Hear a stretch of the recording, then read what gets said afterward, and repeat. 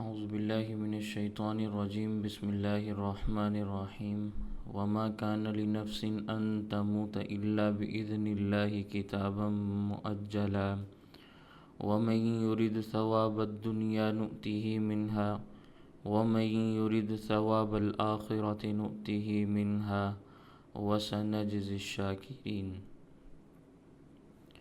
وكأي من نبي قاتل معه ربيون كثير فما وهنوا لما أصابهم في سبيل الله وما ضعفوا وما استكانوا والله يحب الصابرين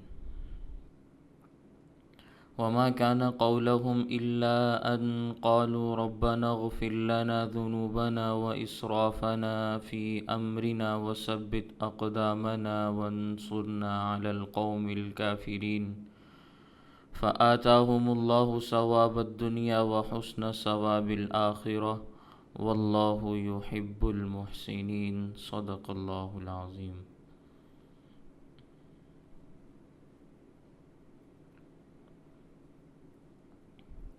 وما کان لنفس، کسی نفس کو اختیار حاصل نہیں، ان تموتا، یہ اختیار کہ وہ مرے، الا باذن اللہ، مگر اللہ کی اجازت کے ساتھ، کتابا مؤجلا، مدت مقرر کی ہوئی ہے.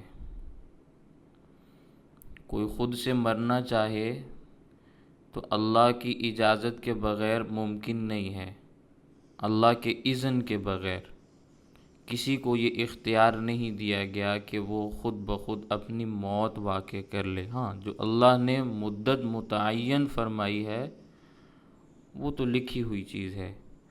وَمَن يُرِدْ، اور جو شخص ارادہ کرتا ہے ثواب الدنیا، دنیا میں بدلے کا، نُؤْتِهِ مِنْهَا، تو ہم اسے دے دیتے ہیں. وَمَن يُرِدْ ثواب الآخرہ، اور جو شخص آخرت کا بدلہ چاہتا ہے، نُؤْتِهِ مِنْهَا، تو ہم اس کو دے دیں گے. دنیا میں دے دیتے ہیں، آخرت میں دے دیں گے. وَسَنَجْزِي الشَّاكِرِينَ، اور ہم شکر گزاروں کو بدلہ دیا کرتے ہیں.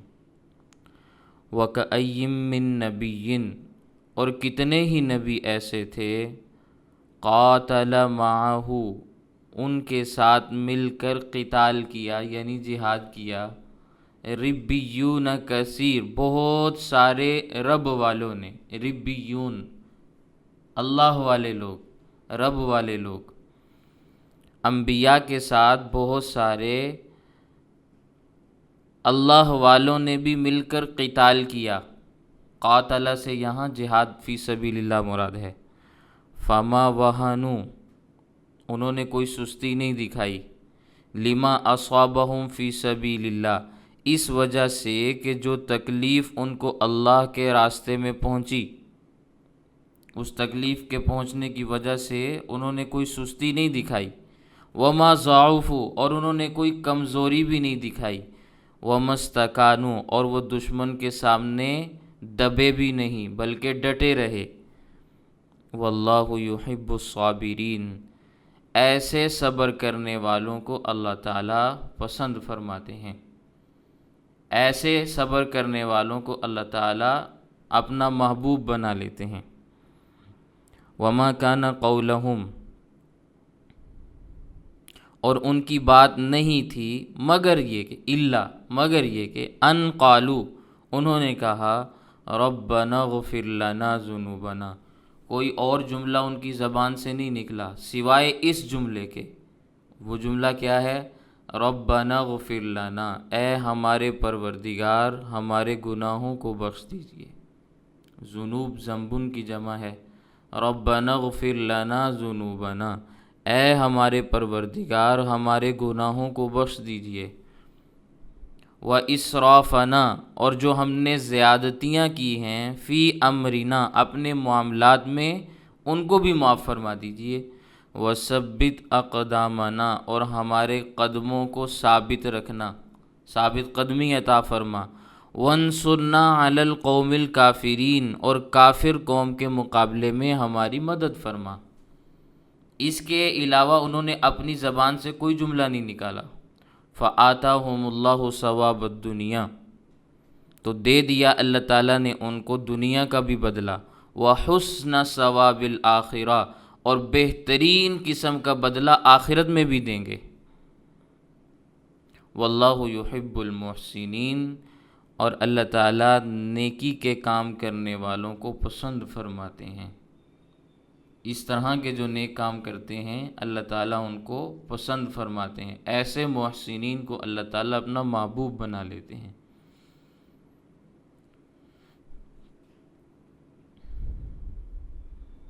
غزوہ احد کا تذکرہ چلا آ رہا تھا۔ 70 کے قریب صحابہ کرام شہید ہوئے، بہت سارے زخمی ہوئے، اللہ کے نبی صلی اللہ علیہ وسلم بھی زخمی ہوئے۔ کوئی ایک آدھا بندہ ہی ایسا بچا ہوگا کہ جس کو کوئی تیر یا تلوار کا زخم نہ لگا ہو، وگرنہ سارے ہی زخمی ہیں۔ اچانک اتنی اموات ہوئیں کہ لاشوں سے میدان بھر گیا۔ موت ایک بہت بڑی چیز ہے، آنکھوں کے سامنے موت کا واقع ہو جانا، اور پھر اتنی بڑی تعداد میں، اور پھر جو زندہ ہیں ان کے ابدان بھی زخمی ہیں، بدن سے خون بہہ رہا ہے، تو طبی طور پر صدمہ ہوتا ہے۔ لیکن اللہ تعالیٰ نے مسلمانوں کو سبق دیا۔ وہ سبق کیا ہے؟ وَمَا كَانَ لِنَفْسٍ أَن تَمُوتَ إِلَّا بِإِذْنِ اللَّهِ، کسی کو اللہ نے یہ اختیار نہیں دیا کہ وہ اللہ کی اجازت کے بغیر خود بخود مر جائے۔ کیا معنی اس کا؟ کہ موت اور حیات بندے کے اختیار میں نہیں، جو کچھ ہوا اللہ کے حکم سے ہوا ہے، اللہ کے ارادے سے، اللہ کی اجازت سے ہوا ہے۔ خدا کو ایسے ہی منظور تھا، تو پریشان ہونے کی کیا ضرورت ہے؟ اللہ کے حکم کے بغیر تو موت نہیں آ سکتی نا، یہ سمجھانا مقصود ہے، یہ ایمان یاد دلانا مقصود ہے۔ حضرت خالد بن ولید رضی اللہ تعالیٰ عنہ کی قبر شام کے شہر حمص میں ہے۔ ان کا واقعہ آپ نے کئی مرتبہ سنا ہوگا کہ جب وہ بیمار ہوئے تو لوگ ان کی بیمار پرسی کے لیے آتے تھے۔ یہ جب اپنے کسی پرانے بندے کو دیکھتے، پرانے ساتھی کو دیکھتے تو رونا شروع فرما دیتے۔ لوگوں نے سمجھا شاید موت نزدیک ہے، موت کے ڈر سے روتے ہوں گے، تو تسلی دیتے کہ آدم علیہ السلام سے اب تک جتنی بھی مخلوق آئی ہے باری باری سب دنیا سے چلے گئے ہیں۔ کل نفس ذائقۃ الموت، ہر نفس نے موت کا ذائقہ چکھنا ہے، تو آپ غمگین نہ ہوں۔ تو حضرت خالد بن ولید رضی اللہ عنہ فرمایا کرتے تھے، میں اس لیے نہیں رو رہا کہ میری دنیا والی زندگی ختم ہو رہی ہے، اور نہ ہی میں کبھی موت سے ڈرا ہوں۔ اگر موت سے ڈرا ہوتا تو کبھی میدان میں ثابت قدم نہ رہتا۔ سر سے لے کر پاؤں تک کوئی بھی عضو بدن ایسا نہیں کہ جس پر کافر کا کوئی تیر، تلوار یا نیزہ نہ لگا ہو۔ روتا اس لیے ہوں کہ مجھے شہادت کی موت نصیب نہیں ہوئی۔ اور جو الفاظ روایات کے اندر آتے ہیں وہ یہ ہیں، اموت کموت الحمار، میں تو گدھے کی طرح بستر پر مر رہا ہوں، تبھی موت مر رہا ہوں۔ یہ ہیں حضرت خالد بن ولید، جنہیں سیف اللہ کہا جاتا ہے، اللہ کی تلوار ہیں۔ وہ اپنے بارے میں کہہ سکتے ہیں، ہم انہیں یہ نہیں کہہ سکتے کہ وہ اس حالت میں دنیا سے گئے۔ وہ بہت بڑے مقام و مرتبے والے تھے۔ ان کے پاؤں کی خاک بھی اگر امت پر تقسیم کی جائے تو امت کا ہر فرد سیف اللہ بن جائے۔ یہ میری بات آپ نے سمجھنی ہے۔ وہ اپنے بارے میں ایک جملہ ارشاد فرما رہے ہیں، ان کی وہ بات ان کی زبان سے نکلی، ان کے لیے درست ہے، وہ کہہ سکتے ہیں اپنے آپ کو، ہم انہیں کچھ نہیں کہہ سکتے۔ بہت بڑے صحابی ہیں، تو اللہ کی تلوار تھے۔ اب ظاہر ہے اللہ کی تلوار کافر تو نہیں توڑ سکتے نا، لیکن اب یہ میرے اور آپ جیسے لوگ تو سمجھ سکتے ہیں کہ انہیں شہید نہیں ہونا تھا، اگر وہ شہید ہو جاتے تو سیف اللہ، اللہ کی تلوار دنیا میں ٹوٹ جاتی۔ اللہ اپنی تلوار کو کبھی ٹوٹنے نہیں دے سکتے، تو اللہ تعالیٰ انہیں کیسے شہید کروا دیتے؟ لیکن اپنے بارے میں وہ یہ کہہ رہے ہیں کہ مجھے شہید ہونا چاہیے تھا، میں اتنے میدانوں میں گیا ہوں، اتنا میں نے جہاد کیا، سر سے لے کر پاؤں تک کوئی عضو بدن ایسا نہیں کہ جس پر کوئی زخم نہ لگا ہو، لیکن اس کے باوجود بھی میں بستر پر مر رہا ہوں۔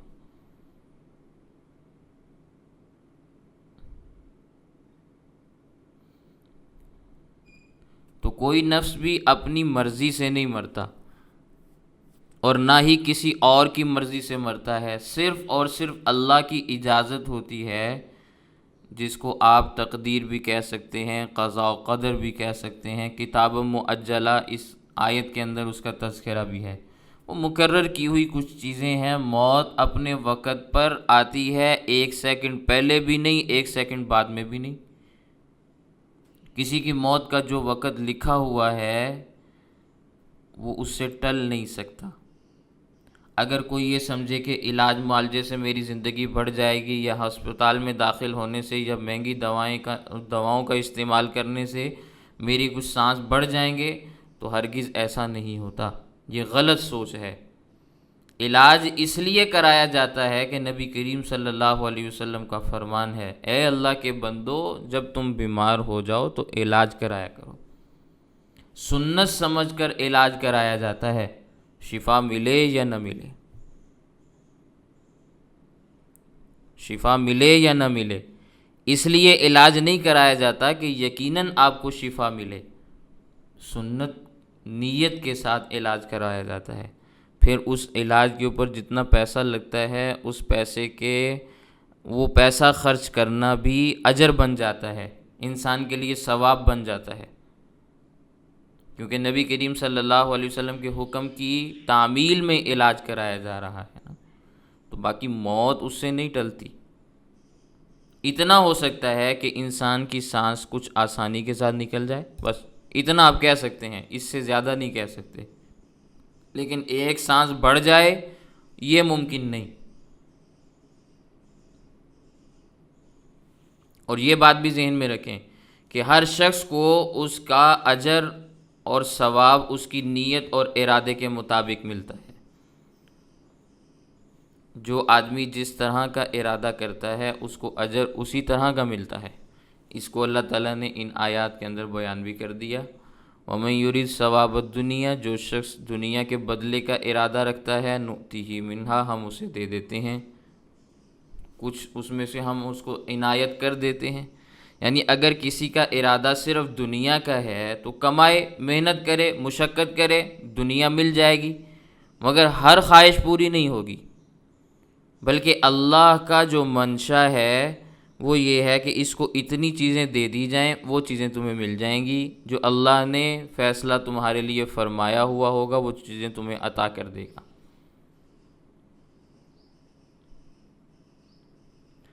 جو چیزیں تمہارے لیے اللہ نے متعین فرما دی وہ تمہیں مل کے رہیں گی، ان کو حاصل کیے بغیر دنیا سے نہیں جاؤ گے۔ لیکن ہر چیز مل جائے، جو تم خواہش کرو اس کے لیے محنت کرو تو وہ تمہیں مل جائے، یہ ممکن نہیں۔ کئی افراد ایسے دنیا میں گزرے کہ کبھی وہ ملازم ہوا کرتے تھے، مزدور ہوا کرتے تھے، آج اللہ تعالیٰ نے ان کو بڑے بڑے کارخانے عنایت کر دیے، کوشش کی نا، ہمت کی، کام کیا، محنت کی، اللہ نے ترقی دے دی اور عروج مل گیا، مالا ہاتھ میں آ گیا، لیکن اب اس مال سے وہ ہر کام کر لیں یہ ممکن نہیں ہے۔ تو دنیا میں اللہ تعالیٰ محنت کرنے والوں کو، مشقت اٹھانے والوں کو عطا فرما دیتے ہیں چیزیں۔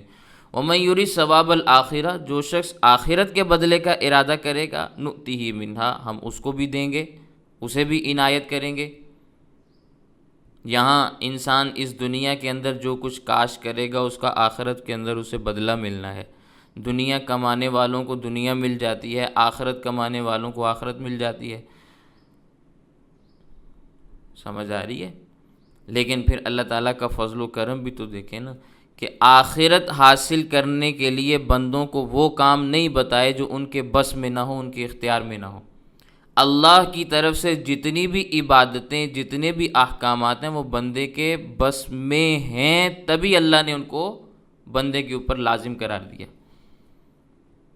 ایک آدمی گھر میں ہے تو حکم ہے نماز پوری پڑھیں، سفر کی وجہ سے مشقت آ جاتی ہے تو اب حکم ہے آدھی کر لیں، سنتوں کو مستحبات کا درجہ دے دیا، بیمار ہے رکوع اور سجود نہیں کر سکتا تو بیٹھ کر پڑھ لے، اشارے سے پڑھ لے، اجازت دے دی، سفر پر ہیں روزہ نہیں رکھ سکتے، اس کو چھوڑنے کی اجازت دے دی، بعد میں کہہ دیا کہ بھی روزے پورے کر لینا، ان کی گنتی پوری کر لینا، قضا کر لینا۔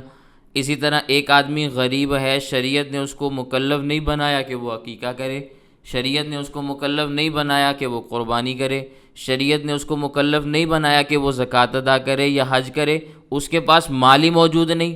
اگر مال موجود ہوتا تو حج فرض ہوتا، اگر مال موجود ہوتا تو قربانی فرض ہوتی، اگر مال موجود ہوتا تو زکوٰۃ فرض ہوتی، مال ہی موجود نہیں ہے تو یہ چیزیں بھی فرض نہیں فرمائی۔ تو جو بندے کے بس میں تھا اللہ نے اس کو اسی کا مکلف بنایا، اس کی ہمت، اس کے بوجھ سے بڑھ کر اللہ نے اس کو کوئی حکم نہیں دیا۔ تو اب بندہ جس حال میں ہے اس حال میں اللہ کا شکر ادا کرے، وَسَنَجْزِي الشَّاكِرِينَ، ہم شکر گزاروں کو پھر بدلہ دیں گے۔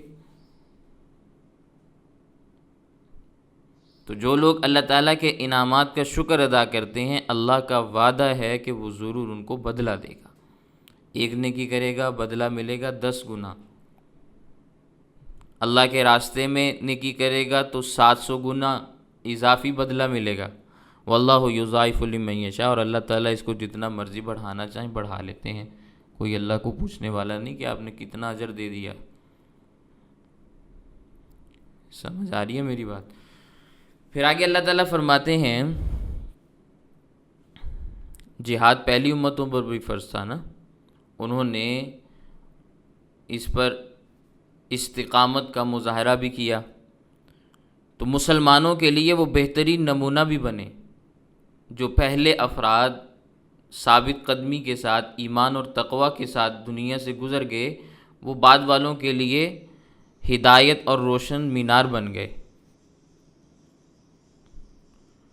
اسی کو اللہ تعالیٰ نے بیان کیا، وَكَأَيٍّ مِّن نَبِيٍّ، کتنے ہی نبی ایسے تھے، قاتل، انہوں نے جہاد کیا، معہ، ان کے ساتھ جہاد کیا، ربیون کثیر، بہت سارے رب والوں نے، انبیاء نے بھی جہاد کیا، انبیاء کے ساتھ بہت سارے اللہ والوں نے بھی جہاد کیا۔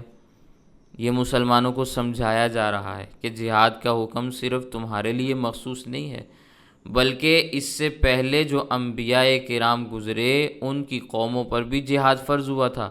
یہ الگ بات ہے کہ انہوں نے تسلیم نہیں کیا۔ موسیٰ علیہ السلام کے ساتھ چلنے والے لوگ کہنے لگے، یا موسیٰ ان فیہا قوما جبارین، یہاں تو بڑے سخت قسم کے لوگ آباد ہیں، ہم ان کے ساتھ نہیں لڑ سکتے،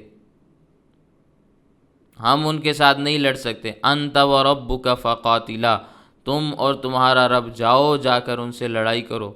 انا ہاہنا قاعدون، ہم تو یہاں آرام سے تسلی سے بیٹھیں گے۔ تو لوگوں نے ایسے ایسے جوابات دیے آگے سے، لیکن بہت سارے اللہ والے ایسے بھی تھے کہ جنہوں نے وقت کے پیغمبر کی بات کو مانا اور اللہ کے راستے میں جہاد بھی کیا۔ پہلے والے لوگوں نے تو بہت ساری باتیں پیغمبروں کے اوپر اچھالی نا، جیسے موسیٰ علیہ السلام کی قوم بنی اسرائیل نے اس قسم کے جملے کہے، لیکن جب نبی کریم صلی اللہ علیہ وسلم نے اپنے صحابہ کرام کے سامنے یہ بات عرض کی نا کہ اللہ نے ہمیں لڑنے کا حکم دیا ہے، تو نبی کریم صلی اللہ علیہ وسلم کے صحابہ کے جوابات آپ سنیں گے، کتابوں میں پڑھیں گے، آپ کو مزہ آئے گا۔ صحابہ کرام فرماتے ہیں ہم اپنی پیشانیاں پہاڑوں سے ٹکرا دیں گے، اپنے گھوڑے سمندروں میں ڈال دیں گے، لیکن اللہ کے راستے میں لڑیں گے، ہم نہیں پیچھے ہٹیں گے۔ اس لیے جو صحابہ اللہ نے حضور نبی کریم صلی اللہ علیہ وسلم کو عطا فرمائے پہلے کسی نبی کو نہیں ملے، جو شیدائی جو فدائی اللہ کے نبی صلی اللہ علیہ وسلم کے ساتھ تھے، اس کا پہلی امتوں میں تصور بھی نہیں کیا جا سکتا۔ تو کتنے ہی پیغمبروں کے ساتھ اللہ والوں نے بھی جہاد کیا، فما وہنوا، انہوں نے کسی قسم کی سستی نہیں دکھائی، لما اصابہم فی سبیل اللہ، کچھ تکالیف ان کو اللہ کے راستے میں پہنچی لیکن انہوں نے سستی کا مظاہرہ نہیں کیا، وما ضعفوا، انہوں نے کوئی کمزوری نہیں دکھائی، وما استکانوا، نہ وہ دشمن سے دبے،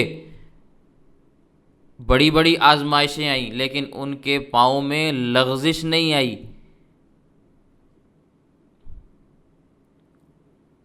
اور ایک بات، ان سے بھی بڑھ کر نبی کریم صلی اللہ علیہ وسلم کے صحابہ پر آزمائشیں آئیں لیکن ان کو بھی کوئی ایمان سے ہٹا نہیں سکا۔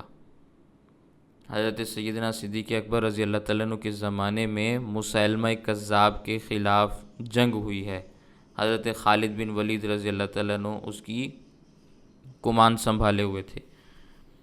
مسیلمہ کا قبیلہ ہے بنو حنیفہ اور بنو ثقیف،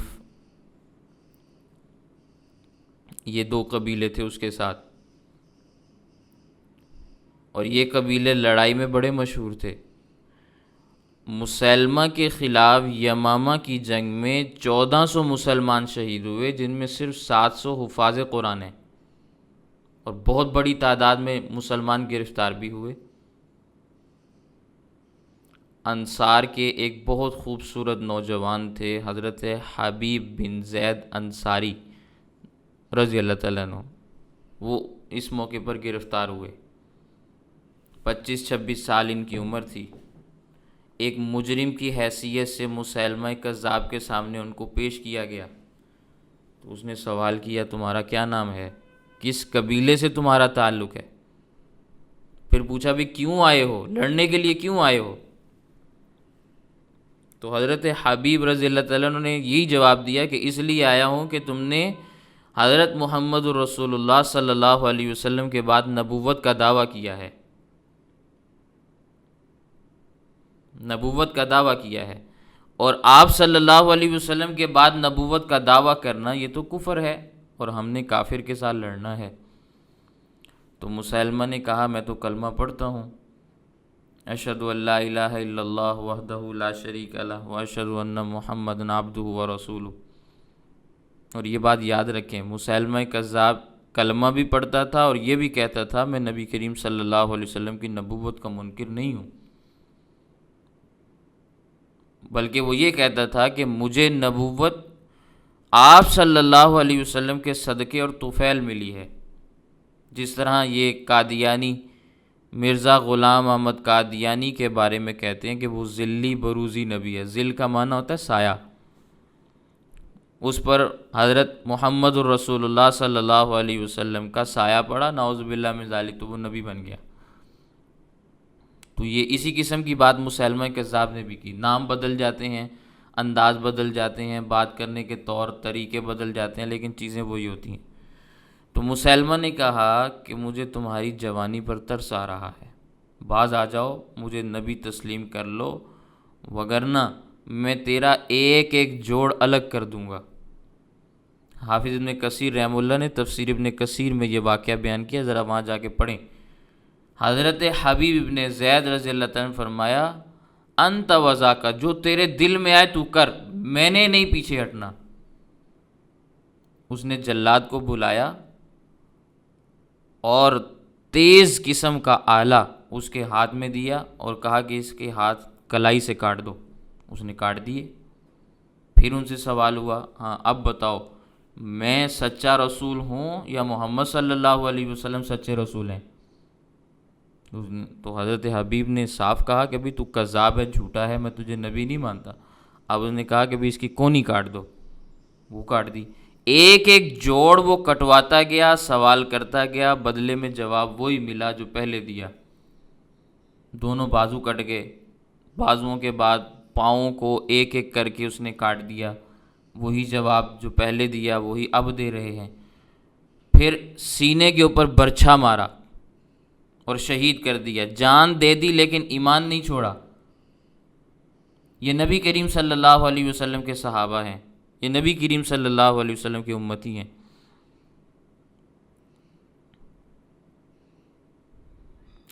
تو اللہ کا ہمیں شکر بھی ادا کرنا چاہیے کہ اللہ تعالیٰ نے ہمیں اتنے سخت امتحانات میں مبتلا نہیں کیا، وگرنہ ہم تو اس قابل ہی نہیں تھے۔ ہم سے تو آج اگر تھوڑی سی آزمائش آ جائے نا ہمارے اوپر، ہم تو سب کچھ لکھ کر دینے کے لیے تیار بیٹھے ہوتے ہیں، بھئی لکھواؤ ہم سے جو لکھوانا ہے، ہم سائن کرتے ہیں نیچے، لکھواؤ ہم سے جو لکھوانا ہے، ہم سائن کر کے دیتے ہیں۔ اور بڑی بڑی تحریکیں چلانے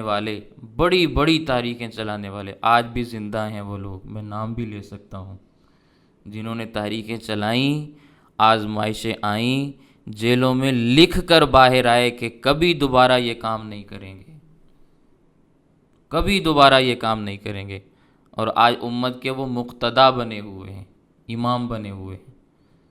تو ظاہر ہے اس قسم کے افراد جب امت کی رہنمائی کریں گے تو امت کا نیچے کیا حال ہوگا؟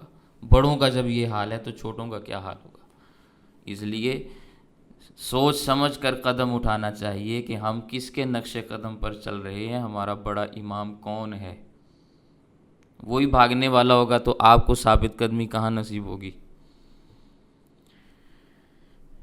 تو صحابہ کرام کے ایمان بڑے مضبوط تھے، اس لیے ان کے امتحانات بھی بڑے سخت ہوئے۔ ہمارے ایمان بھی بڑے کمزور ہیں، اور ان باتوں کا ہم تصور بھی نہیں کر سکتے جو امتحانات صحابہ کرام کے ساتھ ہوئے۔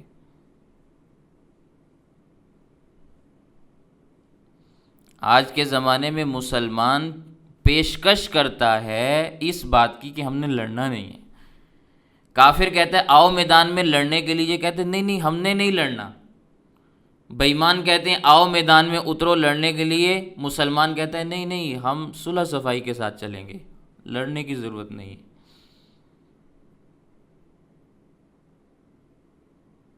اور یہ آج کا مسلمان کا جو مزاج ہے یہ صراحتاً قرآن کریم کی مخالفت پر مبنی ہے،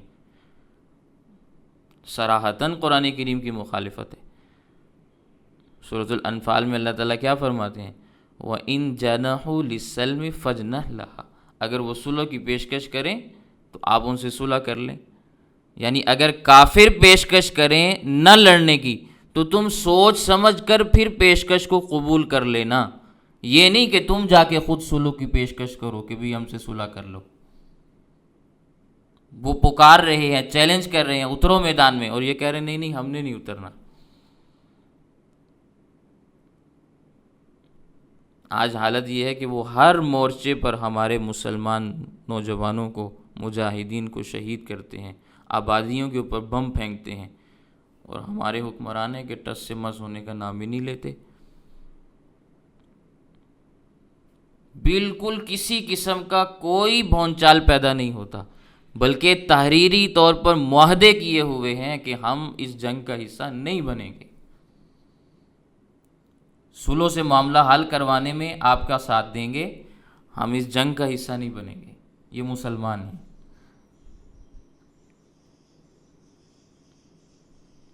تو اب اس قسم کی پیشکش ہوگی تو آپ کا رعب اور دبدبہ کہاں رہے گا؟ آپ کے پاس ایٹم بم بھی ہو تو وہ بھی مکھی لگتا ہے، ان کو پتہ ہے کہ بھی یہ کسی کام کے نہیں ہے، کسی قابل نہیں ہے۔ ایٹم بم چلانے کے لیے بھی تو کچھ جگر اور گردہ چاہیے نا، وہ تو ہے ہی نہیں، تو کیسے چلے گا؟ وہ نہیں چل سکتا۔ تو ہم آج کے اس زمانے میں بہت کمزور ہیں، اور ظاہری اس کمزوری کی وجہ اصل میں ایمان کی کمزوری ہے۔ جتنا ایمان کمزور ہوگا اتنے ہی اعمال کمزور ہوں گے، اتنا ہی لہجہ کمزور ہوگا، اتنی ہی آواز کمزور ہوگی، اتنے ہی کردار کمزور ہوں گے، کام بھی سارے ویسے ہی ہوں گے۔ تو اگر کبھی امتحان کا موقع آ جائے تو اس پر صبر کرنا چاہیے، اللہ تعالیٰ صبر کرنے والوں کے ساتھ ہیں، واللہ یحب الصابرین، اللہ صبر کرنے والوں سے محبت فرماتے ہیں۔ صبر بھی کرو، ساتھ ساتھ اللہ سے مانگو یا اللہ ہمیں اس امتحان سے نجات دے دے، نکال دے ہمیں یہاں سے۔ یہ سابقون الاولون کا طریقہ رہا ہے، پہلے لوگ اسی طرح کیا کرتے تھے۔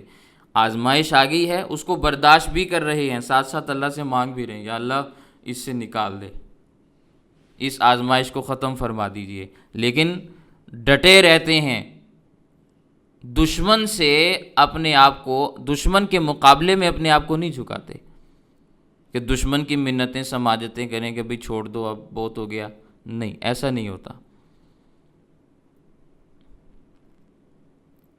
تو اللہ تعالیٰ فرماتے ہیں وَمَا كَانَ قَوْلَهُمْ، ان کی صرف یہی بات ہوتی تھی کہ وہ کہتے تھے، قالو، وہ کہتے تھے ربنا اغفر لنا ذنوبنا، اے ہمارے پروردگار ہمارے گناہوں کو بخش دے، واسرافنا فی امرنا، جو ہم سے زندگی میں زیادتیاں ہوئیں، ہم سے معاملات میں اونچ نیچ ہو گئی، وہ بھی معاف فرما دے، وثبت اقدامنا، اور اے ہمارے پروردگار ہمارے قدموں کو دشمن کے مقابلے میں ثابت قدم رکھنا۔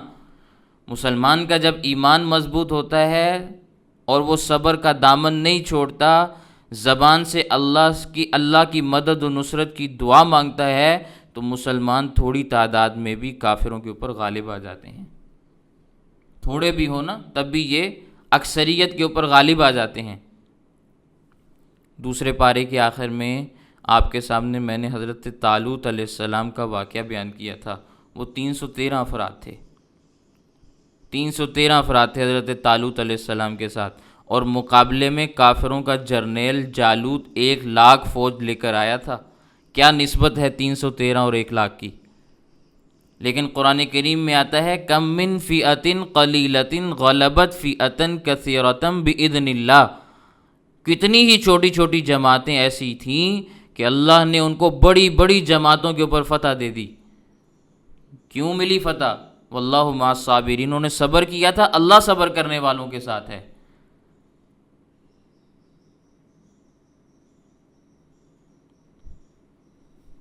تو ایسے ہی ہوا، اللہ نے 313 افراد کو لاکھوں کے اوپر فتح دی ہے۔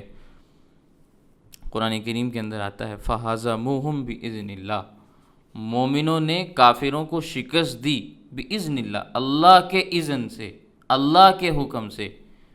تو قلت اور کثرت کا مسلمانوں کے ہاں سوال نہیں ہوتا، اصل سوال ہوتا ہے ایمان کا۔ ایمان مضبوط ہے تو قلیل بھی ہیں غالب آ جائیں گے، اکثریت میں ہیں ایمان مضبوط نہیں تب بھی مغلوب ہو جائیں گے، شکست کھا جائیں گے۔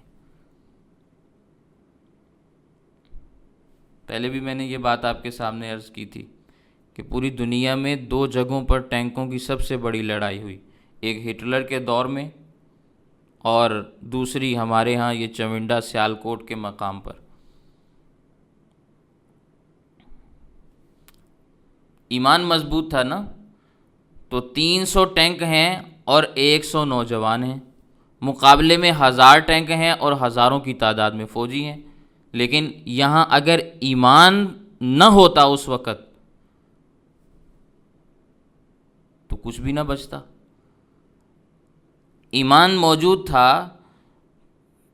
تو اپنے پیچھے آفیسر سے رابطہ کیا کہ ہمارے پاس 3 ٹینک ہیں، 300 میں نے کہہ دیا، 3 ٹینک ہیں اور 100 نوجوان ہیں، مقابلے میں ہزاروں ٹینک ہیں، ہزاروں فوجی ہیں، کیا کریں؟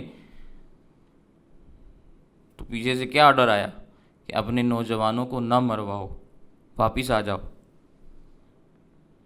تو جواب انہوں نے کیا دیا؟ یہی جو قرآن کریم میں اللہ نے بیان کیا، کم من فئۃ قلیلۃ غلبت فئۃ کثیرۃ بإذن اللہ۔ تو 100 آدمیوں نے 3 ٹینکوں کے ساتھ 6000 کا مقابلہ کیا، ہزاروں ٹینک اڑا دیے انڈیا کے۔ تو اللہ تعالیٰ نے مدد بھی فرمائی، نصرت بھی فرمائی اور غلبہ بھی دیا۔ تو قلت اور کثرت کی کوئی حیثیت نہیں ہوتی، اصل بات ہوتی ہے ایمان کی۔ اصل بات کیا ہوتی ہے؟ ایمان کی۔ ایمان موجود ہوگا، مسلمان قلیل بھی ہوں گے، اکثریت ان سے ڈرے گی، کافروں کی اکثریت۔ لیکن اگر مسلمان اکثریت میں ہوں، کافر اقلیت میں ہوں، پھر بھی ڈراتے ہیں اور یہ ڈر جاتے ہیں۔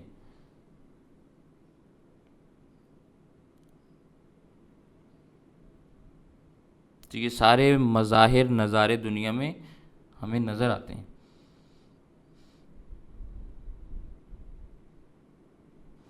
تو مسلمانوں نے اللہ سے کیا مانگا؟ ربنا اغفر لنا ذنوبنا، اے ہمارے پروردگار ہمارے گناہوں کو بخش دیجیے، واسرافنا فی امرنا، جو ہم سے زیادتیاں ہوئیں ان کو بھی معاف فرما دیجیے،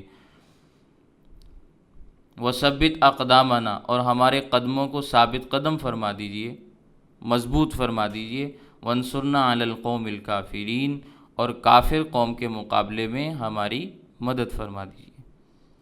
فآتاہم اللہ ثواب الدنیا، تو دیا اللہ تعالیٰ نے ان کو دنیا میں، دنیا کا بدلہ دنیا میں بھی اللہ تعالیٰ نے ان کو دیا، مال غنیمت اتنا دیا کہ اٹھا نہیں سکتے تھے، اتنا مال دیا اللہ نے۔ فآتاہم اللہ ثواب الدنیا، دنیا میں بھی اللہ نے ان کو مال دیا، وحسن ثواب الآخرہ، آخرت میں تو اتنا بہترین بدلہ ملے گا کہ یہ تصور بھی نہیں کر سکتے۔ اور اللہ کا قانون ہے واللہ یحب المحسنین، نیکی کرنے والوں کو اللہ اپنا محبوب بنا لیتے ہیں، نیکی کرنے والوں سے، محسنین سے اللہ محبت فرماتے ہیں۔ اور جب اللہ کسی سے محبت فرماتے ہیں، کسی کو اپنا محبوب بنا لیتے ہیں، تو محبوب کے اوپر انسان سب کچھ نچھاور کر دیتا ہے، کوئی چیز رہنے نہیں دیتا،